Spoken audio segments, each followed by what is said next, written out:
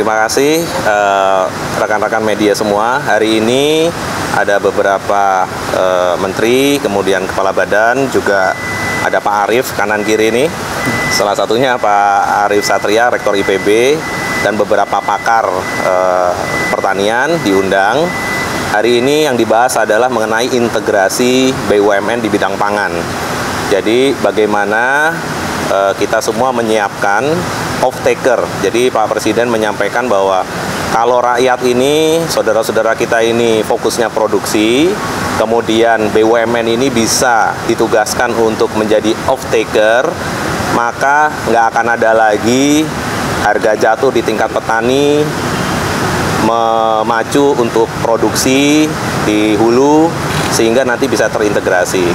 Nah, untuk menyiapkan itu semua tentunya diperlukan yang pertama adalah pendanaan, sehingga ini juga nanti akan dibicarakan oleh Pak Presiden, Menteri BUMN, dan juga Kementerian Keuangan. Kemudian berikutnya lagi adalah kesiapan infrastruktur, karena beliau menyampaikan kalau di luar negeri itu sudah siap alat-alat penyimpanan seperti cold room yang besar begitu ya, sehingga nanti untuk produk-produk yang memang bisa diperpanjang shelf life-nya dalam kondisi beku atau dingin bisa dipakai. Mungkin secara umum demikian, sehingga nanti kita punya BUMN di bidang pangan, yaitu Bulog dan ID Food. Tentunya ada juga satu lagi di gula dan olein atau CPO PTPN, itu supaya bisa benar-benar membantu menjadi off-taker ya untuk petani peternak ya. Terima kasih. Harmonisasi beberapa peraturan nanti akan dibantu oleh Pak Arief juga ya.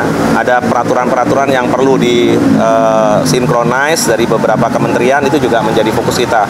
Kalau targetnya Pak Presiden menyampaikan dalam 2 minggu ini kita akan kembali lagi dengan draft peraturan yang sudah disiapkan. Terima kasih.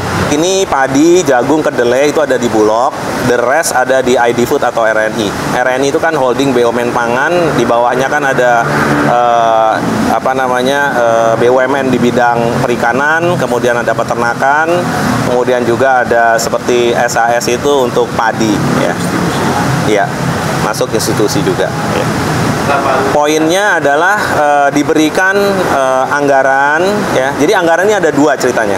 Yang pertama adalah APBN ya. Yang satu lagi ini adalah pendanaan dana murah dari Himbara. Tentunya ini skema dengan dana murah. Kalau istilahnya Bu Menteri Keuangan itu dana murah.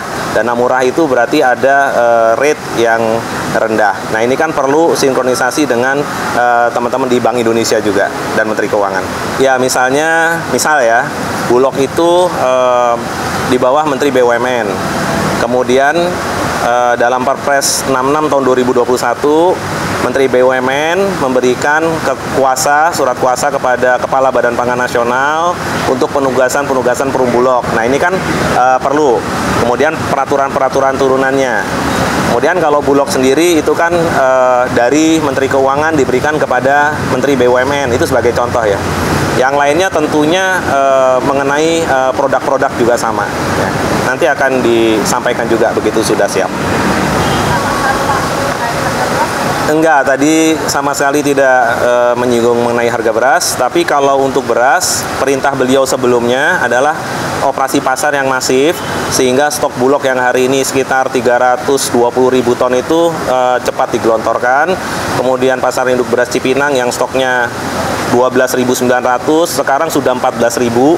Ini terus nih digelontorkan, sambil kita minta Satgas Pangan untuk melakukan pengawasan.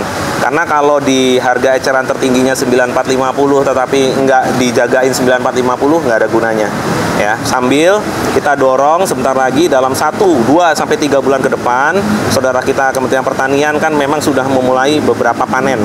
Walaupun panen raya ini jatuhnya akan di akhir Februari, Maret, April ya.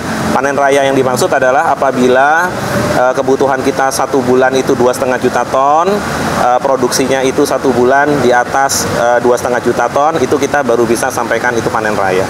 Demikian ya. Kalau yang satu lagi masalah minyak disinggung, secara singkat memang beberapa dari kita ini sekarang tadinya menyediakan minyak kita yang harganya 14.000 ya.